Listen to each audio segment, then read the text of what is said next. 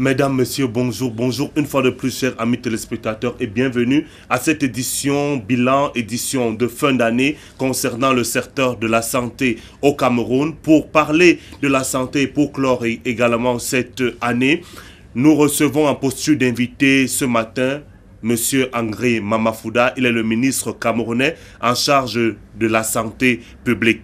Et avec lui, nous allons faire le tour de tous les sujets qui ont meublé les questions de santé. On reviendra à l'entame de cette édition avec le BCG qui, justement, on a connu une petite rupture en début du mois de décembre. Il nous en dira davantage sur le retour de ce vaccin. On parlera également de l'accréditation du Cameroun, du programme de formation du Cameroun sur l'épidémiologie au niveau international. On parlera de la couverture sanitaire universelle, un sujet qui fait couler beaucoup d'entre de salive. On parlera de Merci Chip, où en est-on à ce jour. On parlera de la question des faux médicaments. On n'oubliera pas la réhabilitation des hôpitaux de première catégorie. On parlera également de la construction des 8 centres hospitaliers régionaux de référence. On reviendra sur la question de la promotion de la santé et on essayera également de se projeter pour 2018. Voilà ce qui constituera le menu de cette édition. Une fois de plus, bonjour et bienvenue à Notre Santé. Nous recevons donc à l'instant notre invité qui est confortablement installé. Je rappelle pour la bonne gouverne de tous nos téléspectateurs, il s'agit de M. André Mamafouda, ministre camerounais en charge de la santé publique. Bonjour M. le ministre. Bonjour. Et merci une fois de plus d'accorder ce privilège à Vision 4 de partager, de faire ce bilan de la santé des Camerounais ou de la santé publique au Cameroun avec nous. Merci de l'honneur que vous me faites. Monsieur le ministre, d'entrée de jeu, nous aimerions commencer par un fait d'actualité. Nous parlerons du BCG. Nous savons que le 6 décembre de cette année, vous avez publié un communiqué qui indiquait une rupture de ce vaccin et quelques jours après, vous avez également annoncé le retour. Qu'en est-il exactement? Le Cameroun, suite aux dispositions prise par le chef de l'État, a mis en place un programme élargi de vaccination. Ce programme élargi de vaccination qui a donc une douzaine d'antigènes qui sont prodigués gratuitement pour la cible principale du PEV qui sont les enfants de moins d'un an, moins de 12 mois. Et dans le groupe des vaccins, nous avons des vaccins qui sont payés directement par le pays et des vaccins qui sont cofinancés. Le vaccin contre la tuberculose fait partie du groupe des vaccins payés par le pays. Maintenant donc, les vaccins ne se vendent pas au marché. Pour acheter les vaccins, nous passons par une grande centrale de l'UNICEF, UNICEF, organisme des Nations Unies. Cette grande centrale est basée à Copenhague. Et c'est à partir de cette centrale qu'on est sûr non seulement d'avoir du vaccin de qualité, mais d'avoir le vaccin au meilleur prix. Vous savez également que plusieurs pays aujourd'hui, à l'instar d'un grand pays européen que je ne citerai pas, qui n'avaient plus la vaccination obligatoire, ont remis la vaccination obligatoire dans leur programme. Et tout ça date de quasiment une année. Les commandes se sont donc retrouvées engorgées au niveau de Copenhague et le traitement étant fait suivant l'ordre d'arrivée du virement. Donc quand nous payons ici, il faut que le virement arrive jusqu'à Copenhague. Il s'est placé, comme j'ai dit, un certain engorgement qui est à la base de l'achèvement du stock que nous avions avant l'arrivée du nouveau stock.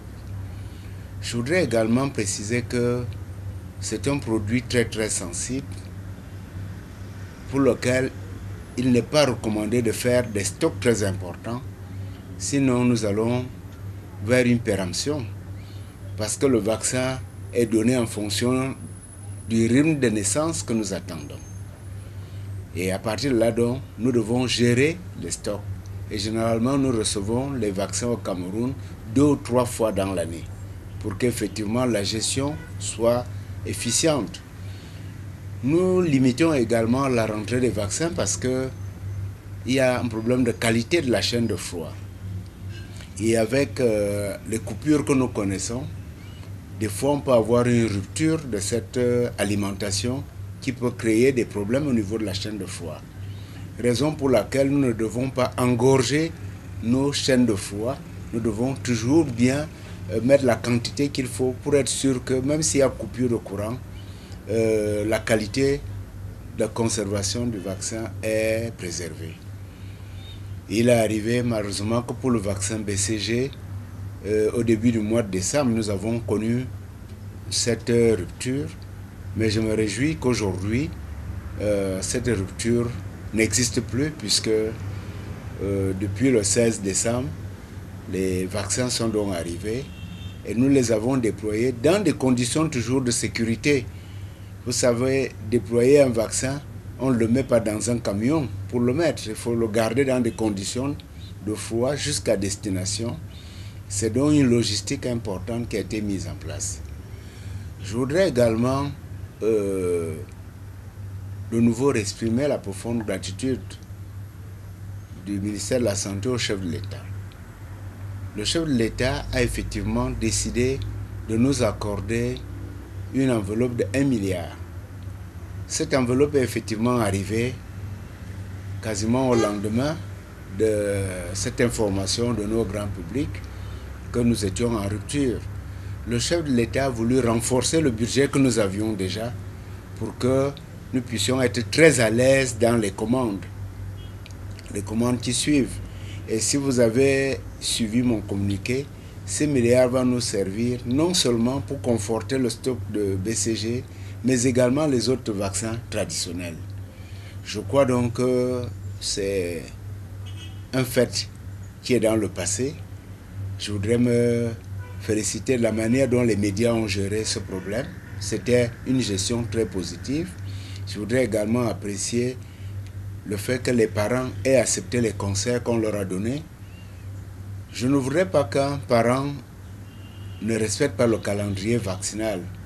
Mais je voudrais dire que jusqu'à 1 an, si jamais on n'a pas donné le vaccin à la naissance, ce vaccin, on peut le donner à tout moment.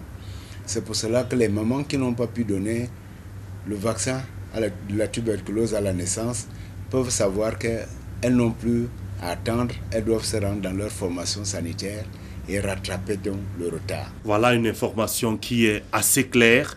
Toutes les mamans, effectivement, qui n'ont pas encore fait administrer de vaccin de BCG à leurs enfants, vous pouvez vaquer. Mais monsieur le ministre, restons juste en quelques secondes sur ce sujet. Beaucoup ont également tout fait de se poser la question. Certes, il y a ce renforcement du budget, mais est-ce qu'on espère que dans les jours à venir, d'autres dispositions ont été prises pour éviter de telles situations? Je voudrais encore confirmer que la gestion des vaccins au niveau des grands laboratoires et autres est une gestion où il n'y a pas de stock. Ça veut dire quoi? Ça veut dire qu'on fabrique votre vaccin qu'au moment où on reçoit l'effectivité du paiement. Et comme nous sommes en file d'attente, les délais d'attente sont généralement de 6 semaines à 8 semaines. C'est donc très important de le savoir. Mais avant, quand nous n'étions pas si nombreux, et que c'est surtout nous les pays encore en voie d'émergence, les délais souvent étaient ramenés même à moins de 6 semaines. Mais maintenant que même les pays européens reviennent dans la vaccination, c'est pour cela que les délais sont allongés. Toutes les dispositions sont prises pour qu'on évite ce type de situation. Mais vous savez, c'est quand même des humains qui gèrent ce genre de problème. Et également, on peut avoir des difficultés dans l'acheminement. Certains de ces vaccins sont par exemple produits en Inde. Il faut partir de là-bas et arriver en Europe pour que ça revienne en Afrique. C'est un circuit un tout petit peu compliqué, mais nous travaillons pour que nous ne connaissions plus ce problème qui a duré quand même 2 semaines. 2 semaines à 2 semaines et demie, mais je crois que tout est réglé désormais.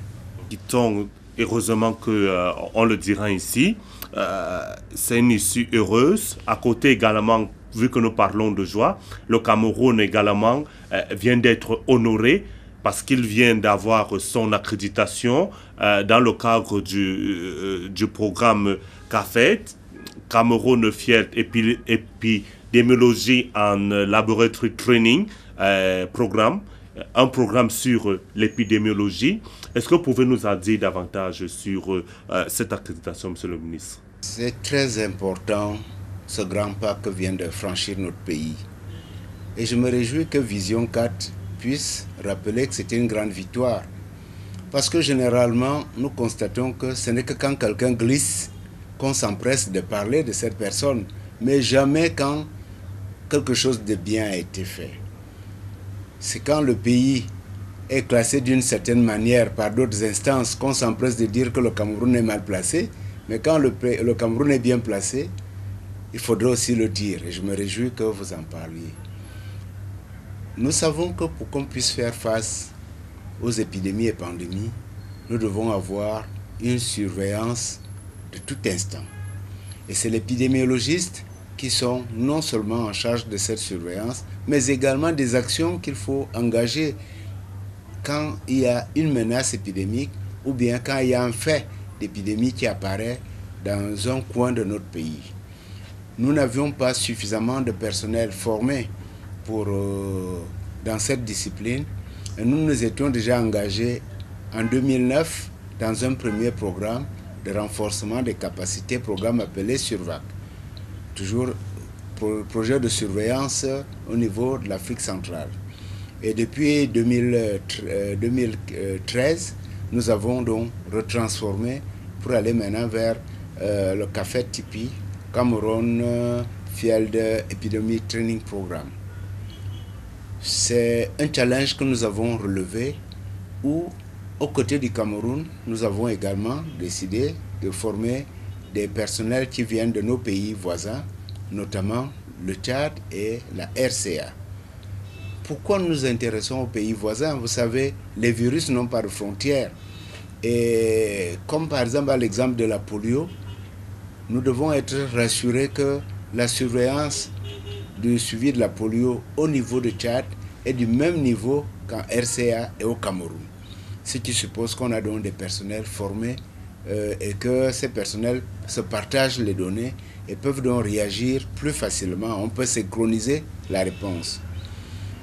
Le bilan à date montre qu'on a formé près de 52 épidémiologistes et le Cameroun a à peu près la moitié de cette cohorte.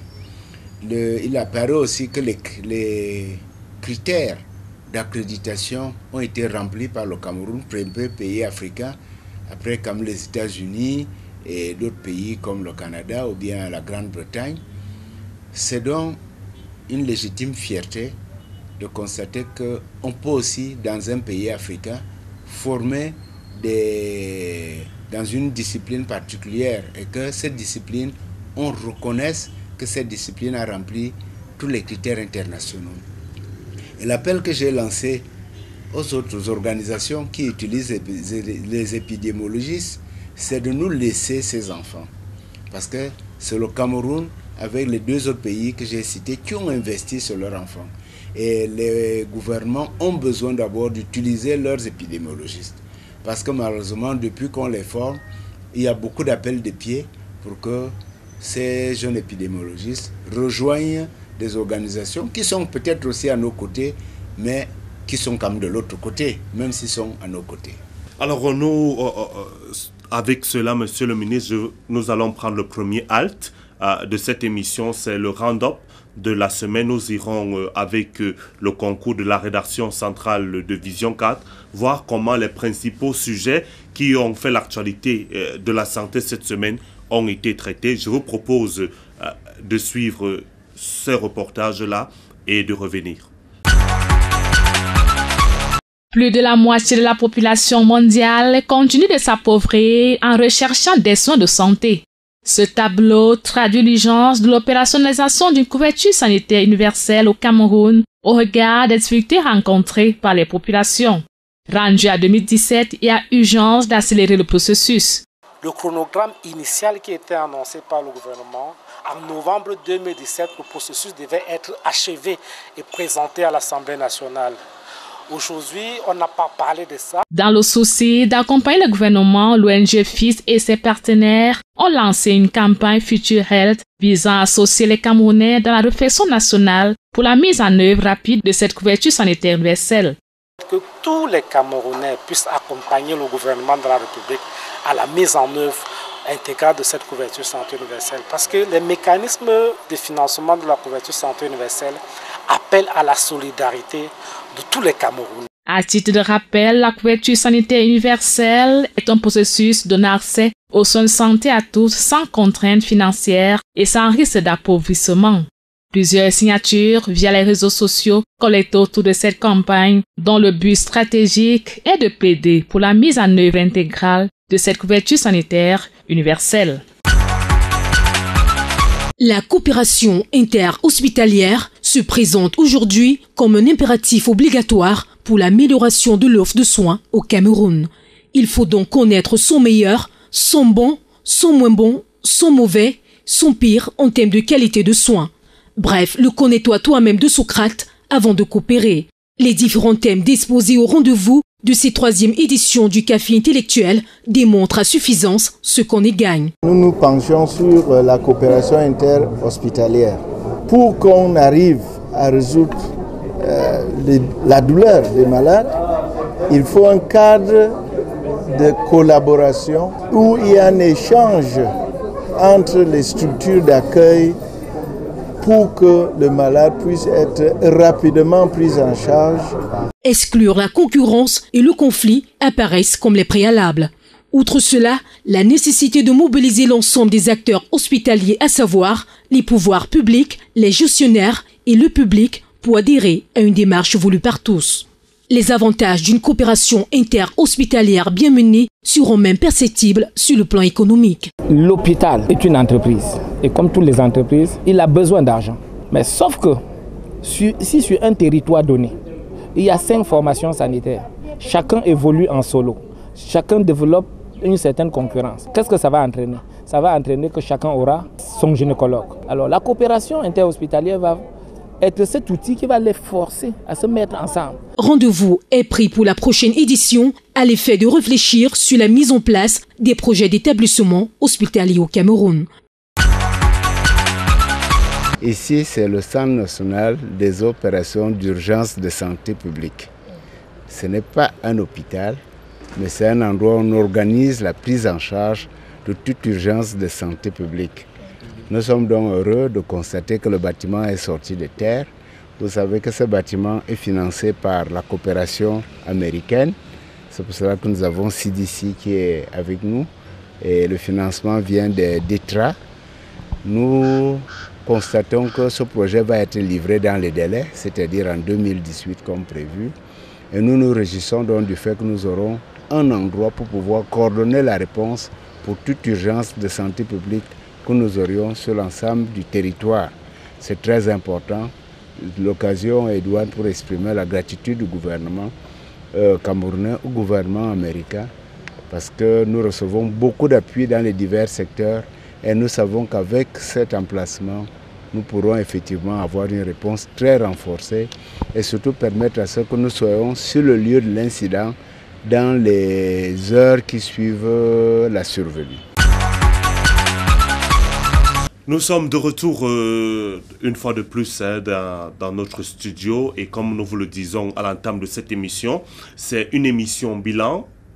Nous parlons de la santé de tous les Camerounais, de la santé du Cameroun et il n'y a pas une voix plus autorisée que le ministre en charge des questions de santé publique pour répondre à nos questions. C'est également sa vision 4. Monsieur le ministre, tout à l'heure, nous parlons de cette formation sur l'épidémiologie et tout de suite on a envie de se demander est-ce qu'il y a une partition, est-ce qu'il y a eu un apport de l'enseignement supérieur? Effectivement, vous avez raison de poser cette question. La formation est tutorée par l'université de Buea, qui a un grand département d'épidémiologie. Et je voudrais également dire que le financement est assuré par une agence américaine, l'USAID et la CDC, dont je voudrais exprimer ma gratitude à ce grand rôle qui est joué par l'enseignement supérieur, parce que c'est une formation universitaire, et surtout également exprimer la gratitude du gouvernement pour toutes les actions qui sont engagées par le gouvernement américain. Je voudrais dire que la formation des épidémiologistes est également attachée à une autre grande réalisation avec les agences américaines. C'est la construction du Centre national des opérations des urgences de santé publique. C'est dans ce centre que la plupart de ces épidémiologistes vont exercer et pouvoir donc faire à ce que nous puissions anticiper quand nous avons un problème de santé publique. Vu que nous parlons, cela nous rappelle également qu'au cours de cette année, on a eu une menace d'une épidémie de méningite et également la grippe aviaire. Est-ce qu'aujourd'hui, avec ces épidémiologistes, pour comprendre davantage, on pourrait davantage non seulement maîtriser, mais peut-être prévenir? Vous avez touché du doigt les premiers résultats que nous avons. C'est grâce à ces jeunes qui sont formés que nous avons bien anticipé la riposte lors de la menace d'une épidémie à la prison centrale de Kondandji. Plusieurs Camerounais ne savent pas qu'en l'espace de 72 heures, nous avons mené une riposte et on a pu jusqu'à vacciner plus de 6000 personnes, les détenus compris, et l'ensemble du corps pénitentiaire et même les familles qui vivent alentour. Je crois que c'est très important.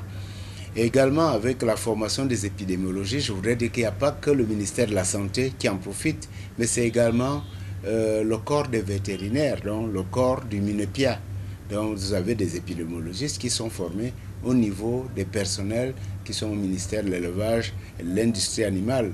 C'est pour cela qu'on a pu mener une réponse très coordonnée lors de la menace d'épisodie de grippe aviaire. Et de plus en plus, donc, nous allons être dans une approche une santé, on doit voir si c'est une menace humaine, on y va, si c'est une menace animale également, qu'on puisse intervenir, et toujours d'une manière synchronisée. Donc de plus en plus, le Cameroun renforce dans tous ses compartiments une organisation qui permettra à chaque fois qu'il y a un problème d'avoir une bonne réponse multisectorielle. Cette fois-ci, je vous invite à aborder un sujet qui intéresse, passionne certains et qui est aujourd'hui au cœur du débat. Nous parlons de la couverture santé universelle. Nous savons que c'est un processus qui a été lancé depuis quelque temps. Il y a pas mal de communication et on est tenté de se demander à ce jour, fin 2017, où en est-on, monsieur le ministre? Oui, 2017 a été une grande année où on a eu des phases de validation, des étapes qui permettent de construire la couverture santé universelle. Je voudrais encore décortiquer les différents termes que nous avons quand nous disons couverture santé universelle. La santé comprend des actions de promotion de la santé, c'est-à-dire avant qu'on ne tombe malade, il y a des actions de promotion de la santé et il y a des actions de prise en charge de cette santé. Donc vous avez deux étapes pour chacun de nous. Avant qu'on ne tombe malade, il y a des actions pour préserver sa santé et quand on tombe malade, il y a la prise en charge. Mais également pour qu'on puisse engager des actions de promotion de la santé ou alors de prendre en charge, ça suppose qu'on a un système de santé qui est renforcé, qui existe sur l'ensemble du territoire. Aussi, parler de couverture santé veut dire on a d'abord une couverture de l'infrastructure de prise en charge, c'est-à-dire l'offre de soins. Quelle est l'offre que nous avons pour dire qu'on a une couverture? Combien de formations sanitaires nous avons? Est-ce que ces formations sanitaires sont sur l'ensemble du territoire? A-t-on des ressources humaines dans toutes ces formations sanitaires? Et autres, a-t-on les médicaments? Donc c'est le premier volet qui permet de bâtir la couverture santé. Maintenant donc, on a l'offre de soins, et il y aura donc maintenant l'autre partie, c'est-à-dire la prise en charge. Et dans cette prise en charge, vous avez donc des actions de promotion de la santé. C'est quoi, par exemple, ces actions-là? C'est la vaccination. Parce que la vaccination n'est pas donnée à quelqu'un qui est malade. La vaccination permet d'éviter que quelqu'un tombe malade. C'est une action de promotion. Vous avez des actions contre la malnutrition. Donner de la vitamine A aux jeunes enfants ou bien à la femme enceinte est une action de promotion de la santé. Donner un antipaludique pour les femmes enceintes, prévention de la transmission du paludisme ou bien la prévention de la transmission mère-enfant, sont des actions de promotion de la santé. Et vous avez donc le second volet qui est la prise en charge. En fait, quand on tombe malade. Donc quand quelqu'un dit couverture maladie, ce ne serait que ce second volet-là, c'est-à-dire quand on est effectivement malade. Or, nous devons travailler pour moins tomber malade. Maintenant, donc, quand on tombe malade, il faut aussi qu'on soit sûr qu'on peut pouvoir donc prendre en charge correctement la personne. Les questions que nous nous sommes posées étaient de savoir, est-ce que quand on tombe malade, on prend en charge toutes les maladies qui peuvent exister? Nous avons dit, c'est pas possible.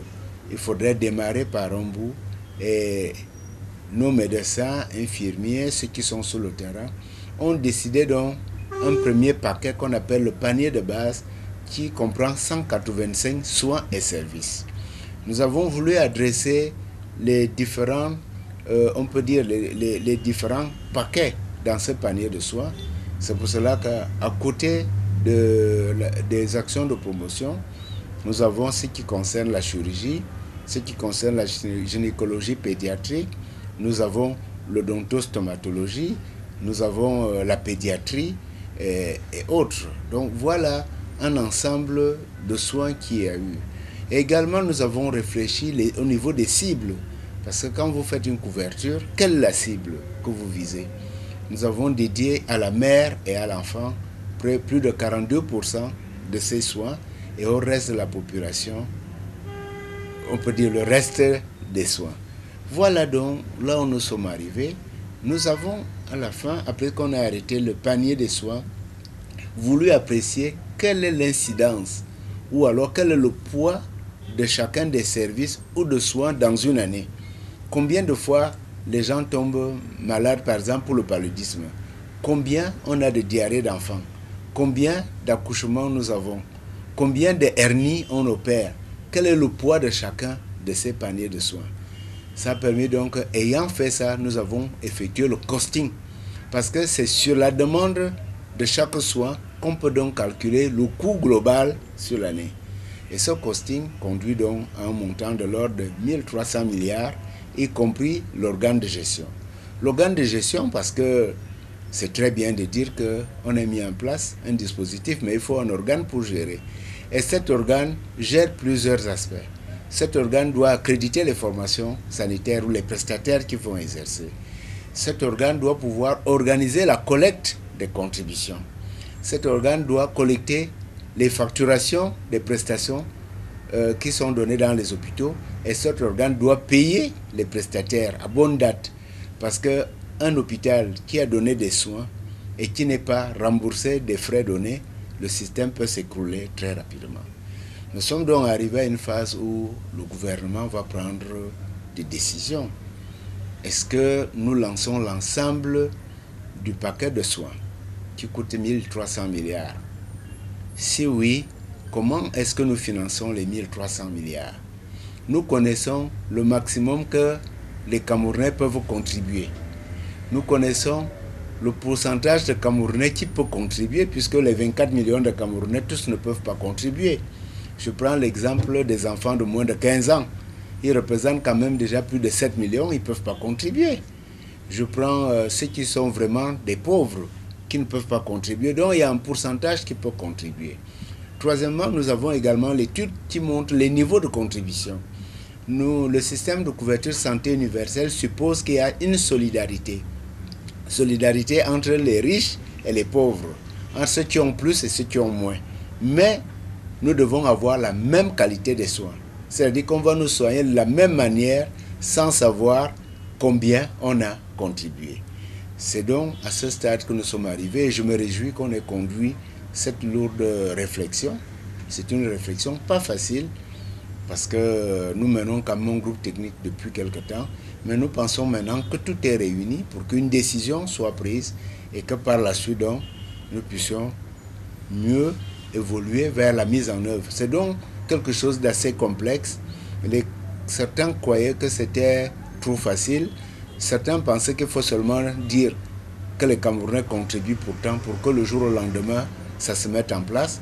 Mais il faudrait que je sois sûr que les soins qui sont donnés au centre de santé d'Nkwayos soient les mêmes qui sont donnés au centre de santé d'Nformimbang, soient donnés les mêmes si on est à Yokadouma ou alors, je ne sais pas, à Kolofata. C'est ça le challenge de la couverture santé universelle. Et je finis par le mot universel. Universel veut dire, d'une part, qu'il y a un maximum de Camerounais, et universel veut dire qu'on ne sort pas du système, tout le monde est préservé. Alors, monsieur le ministre, vous avez fait un très bon bilan tout à l'heure de l'évolution de la couverture santé universelle, et vous avez dit le Cameroun est arrivé à une étape de décision. Le gouvernement doit décider, et du côté de la maison se pose forcément cette question, à quand on peut projeter cette décision, à qui de décider, les parlementaires, les membres du gouvernement, à qui appartient la décision, et si peut-être on a un autre calendrier. J'ai bien dit que je présidais un groupe technique, et j'ai bien précisé que maintenant, la synthèse des conclusions est soumise au gouvernement. Dans un gouvernement, il y a un chef de gouvernement et il y a des membres du gouvernement. Pour arrêter un plan de financement, il faudra forcément que le ministère des Finances puisse donner son avis pour pouvoir déterminer que tel est indigent, ne peut pas contribuer. Il faudra que le MINAS puisse bien définir comment est-ce qu'on va classer que tel ne peut pas contribuer. Pour que quelqu'un ne sorte pas du système, il faut bien qu'on légifère, parce qu'il ne faudrait pas que ce soit facultatif. Il faudrait que ceux qui peuvent contribuer, contribuent. C'est pour dire donc maintenant qu'on arrive à une phase où différents départements ministériels et même, on peut dire, le Parlement, chacun aura son mot à dire là-dessus, et tranquillement, un calendrier va se mettre en place. Il ne me revient pas ici de dire quelque chose sur ce calendrier. Tout ce que nous disons, c'est que maintenant, ce dossier est entre les mains du gouvernement. J'espère que vous, du côté de la maison, vous avez très bien compris et que dans les prochains jours, nous l'espérons bien, qu'en 2018, on continuera d'avancer. Allons davantage parler de la prise en charge, cette fois-ci, des malades. Nous savons que au cours de cette année et au mois de juillet, il y a un bateau humanitaire sur invitation du chef de l'État qui a accosté au Cameroun pour prendre en charge des Camerounais souffrant de pathologies graves. Et nous sommes en décembre, on aimerait bien savoir qu'en est-il de la prise en charge, combien de personnes ont déjà été opérées et quelle est la suite. Le chef de l'État est très soucieux de la qualité de vie des concitoyens et beaucoup plus soucieux des populations pauvres. Et le chef de l'État en même temps a une ambition pour le Cameroun. C'est que le Cameroun devienne un hub sanitaire, un endroit où on vient se soigner, même si après on découvre aussi les charmes de notre pays. Donc il y a un tourisme sanitaire. Donc la venue de Mercy Ships, comme la venue de Orbis, une autre mission, a deux grands objectifs. Le premier objectif est effectivement de soulager les souffrances des populations pauvres, des populations qui vivent avec un handicap, qui vivent avec une malformation et qui n'ont aucun espoir pour se soigner. Et l'autre composante, c'est le renforcement des capacités.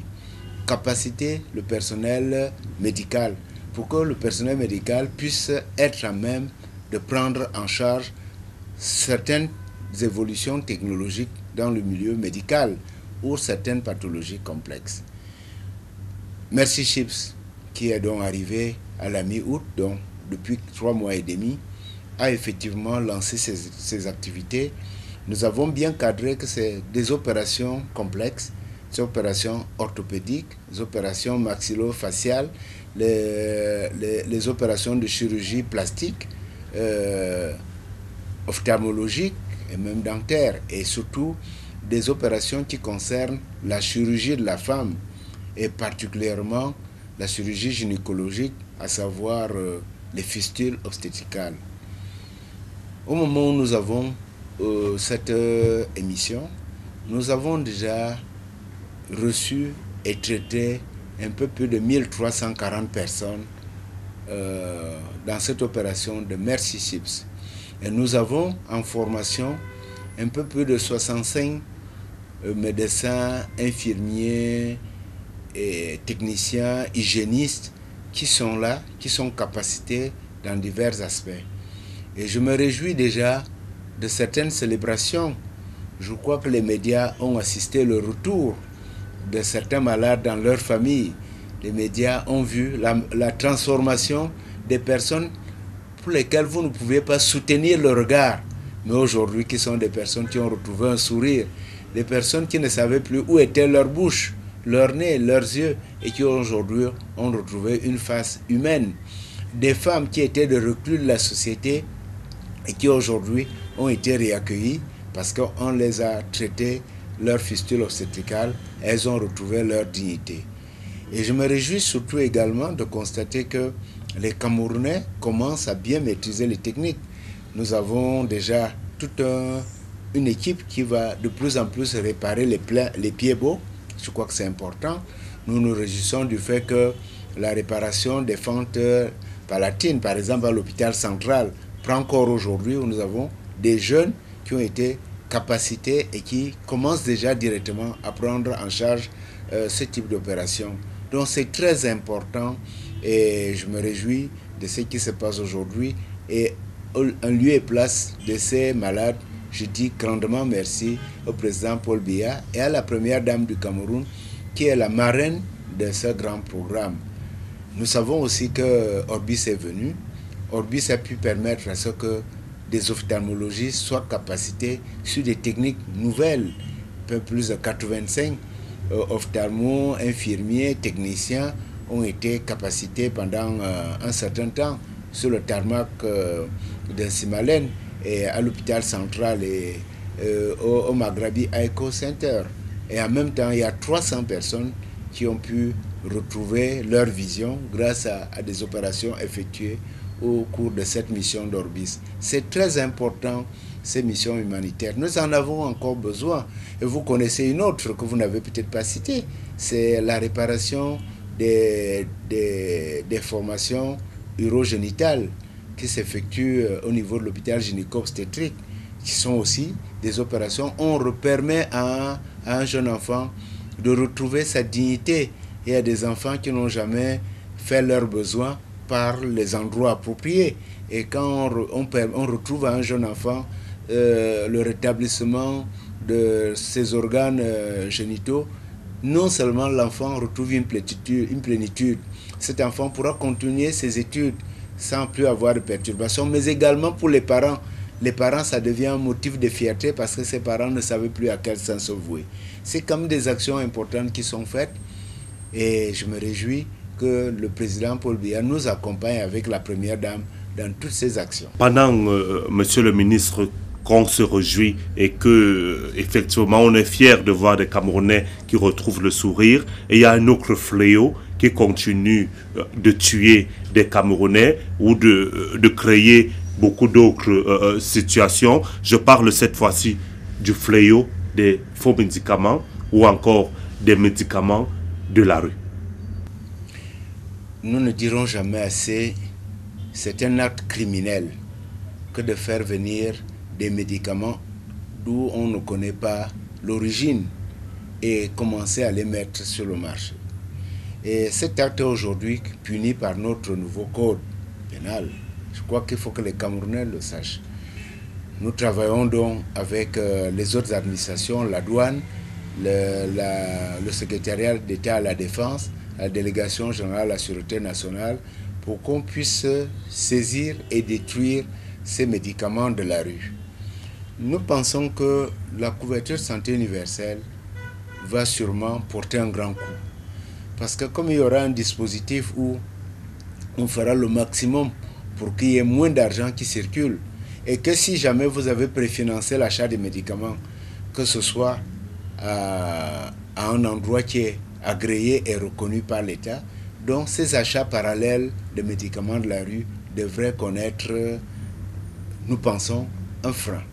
Et je me dis tout de même, en attendant, j'appelle les Camerounais qui s'adonnent à cette activité commerciale illicite, cette activité commerciale qui peut tuer même leurs proches, d'arrêter. Parce que ça part de l'esprit citoyen de tout un chacun. Il y a toute une autre manière de gagner sa vie, mais ce n'est pas bien de gagner sa vie en causant du tort à son prochain. Parce que la plupart de ces comprimés qui sont vendus ne sont pas des médicaments.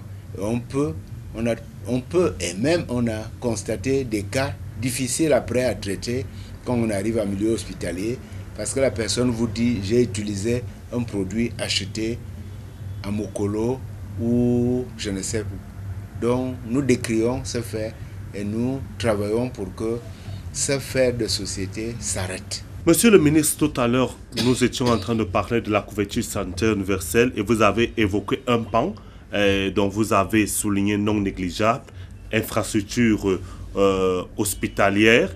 Et nous aimerions bien en savoir comment évoluent les travaux de réhabilitation des hôpitaux généraux. Je parle du CHU de Yaoundé, de l'hôpital général de Douala et l'hôpital général de Yaoundé, et peut-être on parlera aussi de la Kintini. Le chef de l'État, son Excellence Paul Biya, a décidé d'un plan d'urgence triennal pour la croissance. Et dans ce plan triennal, le volet santé occupe une grande place avec un financement de 150 milliards. 150 milliards, dont 30 milliards pour les deux hôpitaux généraux de Yaoundé et Douala et le CHU, et 120 milliards pour 8 centres hospitaliers régionaux. À date, tous les chantiers sont engagés. Pour venir à votre question concernant les hôpitaux généraux, les travaux évoluent. Nous savons qu'à l'hôpital général de Yaoundé, le pavillon de consultation externe et gastro-entérologie sont déjà livrés. Nous sommes en train quasiment d'achever le pavillon au standing. Au niveau de l'hôpital général de Douala, également la zone externe des consultations externes est déjà remise à disposition de l'hôpital général. Et au niveau du centre hospitalier universitaire, bientôt le pavillon de pédiatrie, qui a été le premier à être engagé, sera aussi livré. Je dois reconnaître que nous avons pris un certain retard dans ce projet. Je pense que c'est dû au fait que l'entreprise qui a la charge de ces travaux pensait travailler dans des hôpitaux qui allaient être fermés momentanément. Mais nous leur avons fait comprendre que non. Les hôpitaux devaient rester en service. À partir de là, il y avait des contraintes organisationnelles. Quels sont les pavillons qu'il fallait d'abord déménager ou les services qu'il fallait déménager? Un arbitrage très très difficile pour un directeur d'hôpital. Mais il a fallu après concilier. Et maintenant, quand on a commencé à livrer des premiers services, maintenant que les directeurs des hôpitaux se rendent compte que la qualité des travaux est bonne, elle est très bonne même, il y a une adhésion et au fur et à mesure maintenant, ça devrait s'accélérer. Nous devions aussi savoir qu'il y avait certains équipements qui devaient être remplacés. Tant que nous n'étions pas d'accord sur les types d'équipements, lesquels équipements demandent toujours des réservations, il était difficile d'engager certains travaux, par exemple dans les blocs opératoires et autres.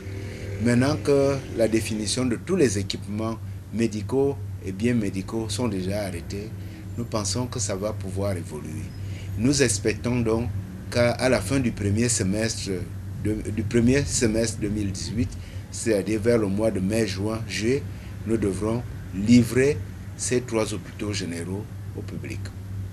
Alors, monsieur le ministre, restons dans justement ce sphère des hôpitaux-là pour également parler des 8 centres hospitaliers régionaux de référence qui ont également été lancés. Nous savons que ces centres-là entrent également dans le plan d'urgence triennal. Exactement. Le chef de l'État a décidé qu'en dehors des 2 chefs-lieux économiques et politiques, Yaoundé et Douala, qu'il y ait des hôpitaux de référence dans les autres 8 chefs-lieux. En fonction de la carte épidémiologique et des installations sanitaires existantes, nous avons défini qu'on aura 3 grands groupes d'hôpitaux. Un groupe qui est essentiellement porté sur la mère et l'enfant. Enfin, pas essentiellement, mais majoritairement. Nous aurons donc 3 centres hospitaliers gynéco-obstétriques et pédiatriques, respectivement à Ebolova, à Bafoussam et à Garoua. Nous avons également vu la nécessité de bien encadrer la formation des jeunes étudiants en pharmacie et en médecine. C'est pour cela que nous aurons des centres hospitaliers universitaires à Boya et à Bamenda. Nous avions vu que certaines régions avaient un type de maladie particulier. C'est pour cela qu'à l'Est, le centre hospitalier de l'Est aurait une grande dimension maladie endocrinienne, alors que le centre hospitalier de Maroua, régional de Maroua, aurait une grande dimension ophtalmologique, puisque là-bas, que ce soit le glaucome ou bien le trachome et autres qui sont des maladies oculaires qui posent beaucoup de dégâts, nous allons pouvoir donc aller dans l'excellence dans ces 2 régions pour ces 2 pôles que je viens de citer. Et le dernier chef-lieu qui est Gaoundéré sera un hôpital généraliste, c'est-à-dire un équilibrage de la prise en charge de toutes les pathologies. Aujourd'hui, tous ces chantiers sont lancés. Quasiment tous ont achevé leur fondation et les élévations ont commencé. Nous achevons l'année avec une toiture quasiment posée, totalement posée à l'hôpital, au centre hospitalier gynéco-obstétrique d'Ebolova, ce qui est une bonne chose. Et nous disons que le premier semestre également va connaître une grande accélération avec l'arrivée de la saison sèche. Nous émettons tout simplement le vœu que le calme revienne durablement maintenant dans les régions du sud-ouest et du nord-ouest, où les perturbations notées ont tout de même ralenti les 2 chantiers, mais les chantiers ont bien repris et nous croyons fermement au dialogue et surtout à ces actions fortes qui sont menées par le chef de l'État pour que le vivre ensemble permette à ce que nous puissions bien évoluer dans ces 2 grands projets qui permettront aux Camerounais de pouvoir non seulement avoir des soins de qualité, mais bien soutenir la formation de nos jeunes médecins, chirurgiens, dentistes et pharmaciens. Monsieur le ministre, le temps qui nous est imparti s'égrène et nous ne le voyons peut-être pas s'écouler, mais il s'égrène à grands pas. J'aimerais cette fois-ci qu'on essaie de se projeter avant de ressortir de cette émission pour se demander quels sont les grands chantiers ou qu'est-ce qui attend les Camerounais dans le secteur de la santé en 2018. 2018 est une année effectivement décisive pour la couverture santé universelle. Parce que par rapport aux orientations qui seront décidées au niveau du gouvernement, nous allons donc sûrement voir les bases qui devront être mises en place.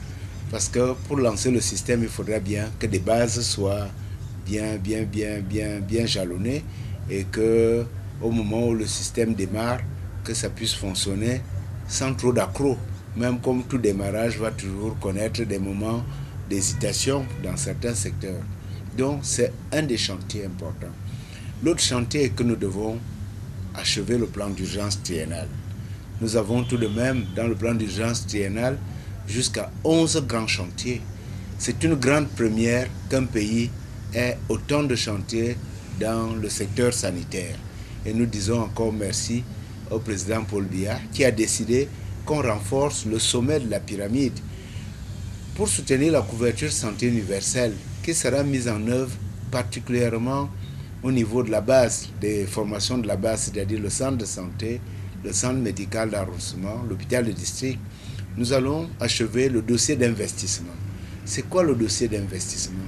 Nous devrons mettre à niveau, au même standard, les différentes catégories de formation sanitaire sur l'ensemble du territoire. Ça suppose donc que nous devrons connaître le gap ou alors ce qui manque dans chaque formation sanitaire pour qu'on puisse avoir la même qualité de soins. C'est un dossier important qui va figurer en 2018. Nous disons enfin que nous devons continuer à bien prendre en charge les patients. Nous savons que des actions de promotion de la santé, à l'exemple de la prévention du paludisme au niveau des femmes enceintes, doit se poursuivre, de même que la prévention de la transmission du VIH de la mère à l'enfant. Ce sera toujours un appel pour que toutes les femmes enceintes viennent à l'hôpital. Nous nous réjouissons déjà qu'au cours de 2017, sur 800 000 femmes, et un peu plus à peu près dans l'ordre de 600 000 qui sont venus dans nos formations sanitaires. Mais il faudrait que les 200 000 autres viennent accoucher à l'hôpital. C'est très important. Nous devrons tout faire pour qu'on ait du personnel qui soit dans ces hôpitaux, pour que ces personnels prennent en charge ces personnes qui viendront, telle que la prise en charge soit adéquate. Enfin, concernant le VIH-Sida, qui est un grand challenge et pour lequel nous évoluons vers les 3,90, nous savons que le premier 90 commence à être atteint, à ce sens que les personnes infectées, au moins déjà nous savons plus de 70-75% en sont déjà informés. Nous devons donc accélérer l'approche test and treat pour que nous atteignions le cap de 300 000 personnes sous antirétroviraux. Et parallèlement, nous disons aujourd'hui que les hépatites virales occupent une place importante dans la société et que nous devons aujourd'hui donner une bonne réponse. C'est pour cela que l'hépatite C va être toujours mieux prise en charge parce que nous avons maintenant accès à des molécules orales de qualité et qui sont à des prix qui permettent qu'au bout de 3 mois, la personne est totalement guérie. Je crois que c'est dans des chantiers importants qui nous attendent et je voudrais encore demander aux Camerounais d'avoir confiance en leur système de santé. Monsieur le ministre, le devoir ou la coutume voudrait qu'en fin d'année et ou à la veille des grandes fêtes, qu'on puisse exprimer quelques vœux à l'endroit des personnes qui nous sont chères. Et Vision 4 vous offre bien évidemment cette opportunité. Je vous proposerai de regarder droit vers cette caméra et puis vous adresser à ces nombreux Camerounais qui nous suivent en ce moment. Nous souhaitons effectivement que 2018 soit meilleur que 2017. Mes souhaits de santé et de bonheur vont directement à l'endroit du chef de l'État et à sa tendre épouse. Nous avons besoin que le chef de l'État soit en très bonne santé parce que la tâche d'un chef d'État est très très difficile. Nous souhaitons que la première dame à ses côtés soit en bonne santé pour soutenir son mari et bien entendu avec toute leur famille nucléaire. Mes vœux vont également à ma famille parce que si au niveau d'une famille nucléaire, les autres ne sont pas en bonne santé, il sera difficile de remplir la mission qui est celle qui m'est confiée juste là. De même que j'adresse mes meilleurs vœux de santé à tous les Camerounais, leur dire qu'on fait le maximum pour qu'ils aient une bonne santé et que les réflexions qui sont menées pour renforcer notre système de santé et surtout permettre aux pauvres d'avoir accès à des soins de santé de qualité, ces actions vont se poursuivre. Bonne année à tous.